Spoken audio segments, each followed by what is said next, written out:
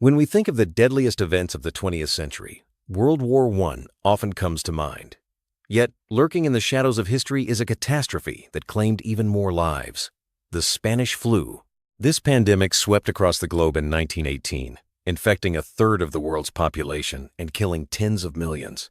Despite its staggering toll, the Spanish flu is rarely discussed or commemorated. Today, we'll uncover why this pandemic was so deadly and explore the reasons it faded from collective memory. The Spanish flu didn't actually originate in Spain. The first known cases appeared in the spring of 1918, with outbreaks reported in military camps in the United States and Europe. Because Spain was neutral during World War I, its press was free to report on the illness, leading to the misconception that the pandemic started there. As soldiers traveled and returned home, the virus spread rapidly, hitching a ride on the very networks that connected the world during wartime. World War I created the perfect storm for a pandemic. Troop movements, crowded trenches, and poor sanitary conditions allowed the virus to spread with unprecedented speed.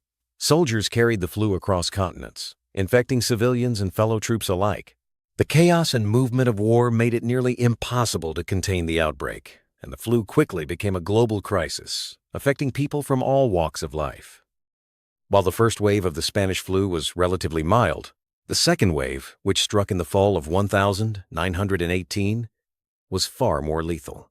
The virus mutated, becoming more virulent and deadly. Hospitals were overwhelmed, and entire communities were devastated in a matter of weeks. Unlike typical influenza, the Spanish flu killed healthy young adults in large numbers, leaving families and societies reeling from the loss. Victims of the Spanish flu experienced sudden and severe symptoms. High fevers, body aches, and fatigue were common, but many also developed pneumonia and severe respiratory distress. Some patients turned blue from lack of oxygen, and death could come within hours of the first symptoms. Medical knowledge and treatments were limited, leaving doctors and nurses struggling to care for the overwhelming number of patients. The Spanish flu was truly a global pandemic. It reached remote villages and major cities alike, affecting people on every continent. Ships and trains carried the virus to distant lands, and no country was spared. The interconnectedness of the early 20th century world, combined with the movement of troops and refugees, ensured that the flu's reach was nearly universal. By the time the pandemic subsided in 1919, the Spanish flu had killed an estimated 50 million people worldwide, more than the total casualties of World War I. In some communities, entire families were wiped out. The sheer scale of the tragedy is difficult to comprehend, especially given how little it is remembered today. Despite its devastating impact, the Spanish flu quickly faded from public memory. Several factors contributed to this collective amnesia. The end of World War I overshadowed the pandemic, as people were eager to move on from years of conflict and loss. Additionally, the lack of a clear villain or narrative made the flu less memorable than the war, and many survivors simply wanted to forget the trauma.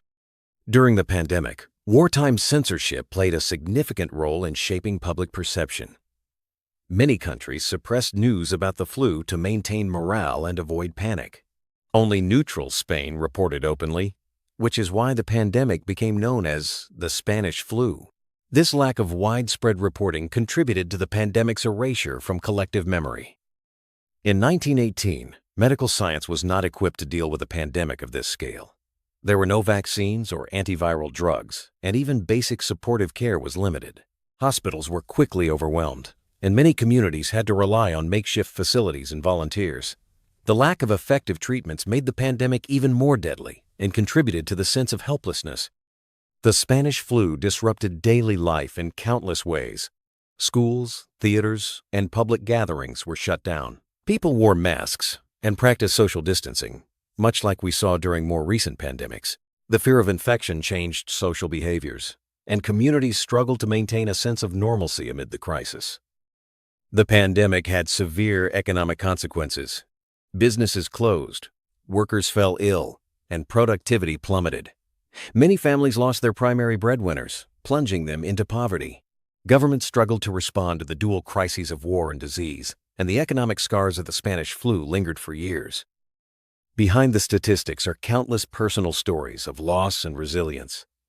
Families mourned loved ones, while doctors and nurses risked their lives to care for the sick. Some communities came together to support each other, while others were torn apart by fear and grief. These human experiences are an essential part of understanding the true impact of the Spanish flu. For decades, the origins and nature of the Spanish flu remained a scientific mystery. Researchers struggled to identify the virus and understand why it was so deadly. It wasn't until the late 20th century that scientists were able to reconstruct the virus's genetic code and begin to unravel its secrets. This ongoing research continues to inform our understanding of pandemics today. The Spanish flu taught the world hard lessons about the dangers of pandemics. It highlighted the importance of public health measures, scientific research, and international cooperation. Many of the strategies used to combat later pandemics were shaped by the experiences of 1918, from quarantine protocols to vaccine development. Recent pandemics, such as COVID-19, have drawn renewed attention to the Spanish flu. The similarities in public health responses, social disruptions, and economic impacts are striking. By studying the past, we can better prepare for future outbreaks and avoid repeating the mistakes of history. It's important to remember the millions of lives lost to the Spanish flu. Memorials and historical research help ensure that the victims are not forgotten. By honoring their memory, we acknowledge the profound impact the pandemic had on families, communities, and the world. Understanding the Spanish flu is crucial for appreciating the challenges faced by previous generations. It reminds us that pandemics are not just medical events, but social and historical ones as well.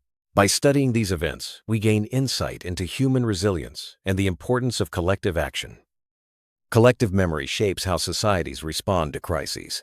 The erasure of the Spanish flu from popular consciousness left us less prepared for future pandemics.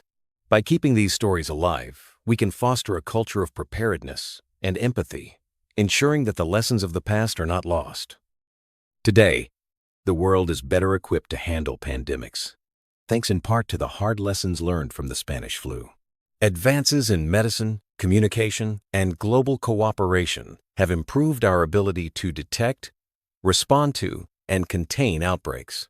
However, the need for vigilance and investment in public health remains as important as ever.